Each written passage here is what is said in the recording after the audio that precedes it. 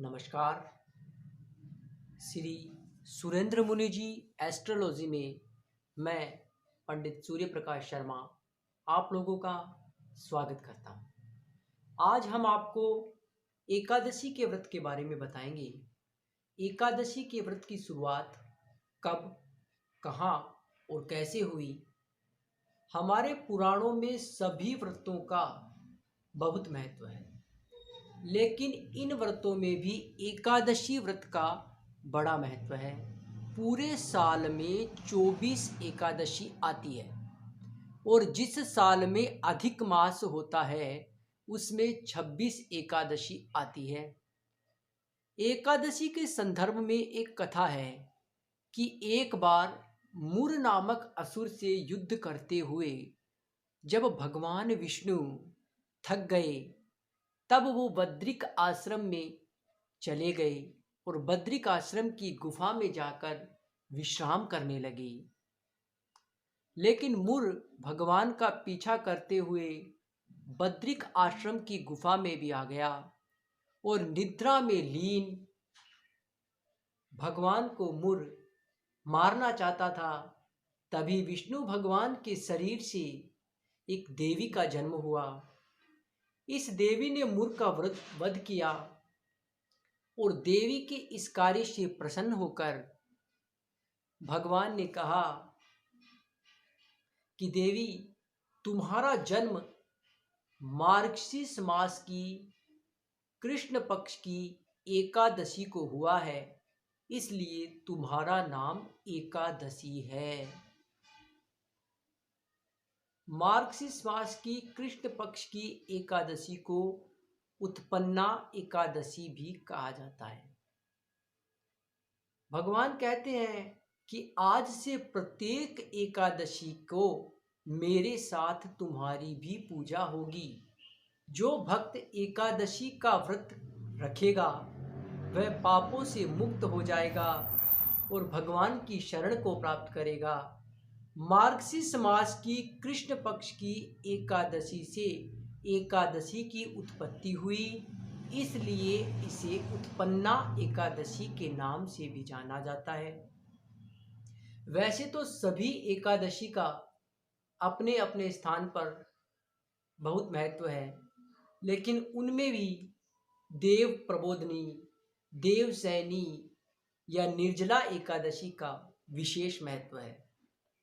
ज्येष्ठ मास की शुक्ल पक्ष की जो एकादशी आती है उसे निर्जला एकादशी कहते हैं, क्योंकि इस दिन जल का सेवन नहीं किया जाता। इस व्रत को करने से, बिना जल के इस व्रत को करने से भगवान की शरण को प्राप्त किया जा सकता है। और इसी व्रत का दूसरा नाम है भीमसेन एकादशी। एक बार भगवान कृष्ण पांडवों को एकादशी के व्रत के बारे में बता रहे थे, तो भीम ने कहा, भगवान, मुझसे भूख बर्दाश्त नहीं होती, मुझे ऐसा उपाय बताइए कि एक ही व्रत से सारी एकादशी का फल प्राप्त हो जाए। तो भगवान ने निर्जला एकादशी का व्रत बताया और कहा कि इसको निर्जला होकर करने से सभी एकादशी का फल प्राप्त होता है। और भीम ने इस एकादशी के व्रत को किया, इसीलिए इसको भीमसेन एकादशी भी कहा जाता है। इस बार यह एकादशी 2 जून 2020 को पड़ रही है। इस एकादशी के व्रत को करने से सभी प्रकार के पापों से मुक्त होकर व्यक्ति सुख को प्राप्त करता है। अब बात करेंगे निर्जला एकादशी या एकादशी के दिन चावल क्यों नहीं खाया जाता।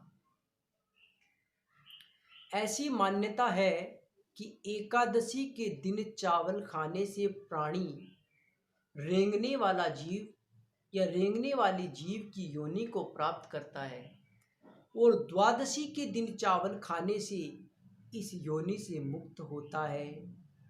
प्राचीन कथा के अनुसार माता शक्ति के क्रोध से बचने के लिए महर्षि मेधा ने शरीर का त्याग कर दिया और उनका अंश पृथ्वी में समा गया। बाद में ऐसा माना गया कि वो अंश पृथ्वी में समा गया था, वह चावल और जौ के रूप में बाहर निकला।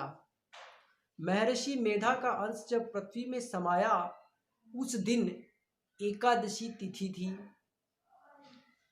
माना जाता है कि एकादशी के दिन चावल खाना महर्षि मेधा के मांस और रक्त को खाने के बराबर है।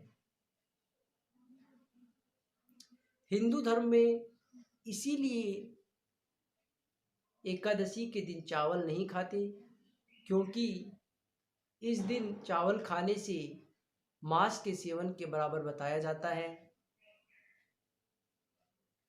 हिंदू धर्म में माना जाता है कि सभी व्रत आप कर सकते हैं और सभी लोग एकादशी के व्रत कर सकते हैं। एकादशी का व्रत करने के लिए ब्रह्म मुहूर्त में उठें, भगवान का व्रत करें, एकादशी का व्रत करें, भगवान का ध्यान करें, विष्णु भगवान और विष्णु भगवान के अवतारों की आराधना करें, उनका जागरण कीर्तन आदि करें और द्वादशी के दिन ब्राह्मणों को भोजन कराएं। इस प्रकार से व्रत करने से सभी प्रकार के सुख आपको प्राप्त होंगे। जय श्री कृष्ण, जय माता दी।